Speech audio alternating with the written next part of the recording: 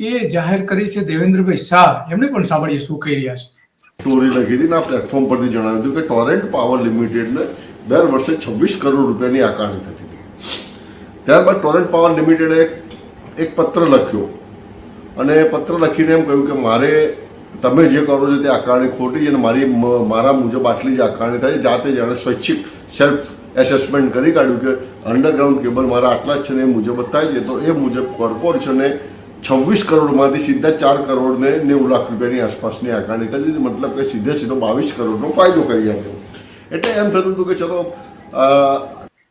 તો આ દેવેન્દ્ર શાહ કે જેણે આ બધો જ પર્દાફાશ કર્યો છે અને એટલા માટે આજે આ મહત્વનું બની જાય છે, કારણ કે સરકારે તો આખરે તો આમાં પગલાં તો ભરવા જ પડશે. ફાયદાઓ લેવા માટે ફાયદો તો આપવો જ પડે છે. ચૂંટણીનું અત્યારે વર્ષ છે, ચૂંટણીઓ ચાલી રહી છે, ચૂંટણી જાહેર થઈ ગઈ, ચારે બાજુ સભાઓ ભરવામાં આવી છે, બધા ખર્ચા ક્યાં કાઢવા?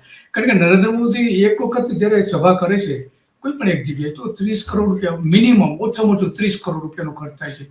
જોકે નર્મદામાં જે આદિવાસી વિસ્તારોમાં આદિવાસીઓના માટે જે વાપરવાના પૈસા હતા એવા 50 કરોડ રૂપિયા ત્યાં નરેન્દ્ર મોદીની એક સભા પાછળ વાપરી નાખવામાં આવ્યા. તેનું ખર્ચ, એનું મંડપ, આ તે બધું ગણીને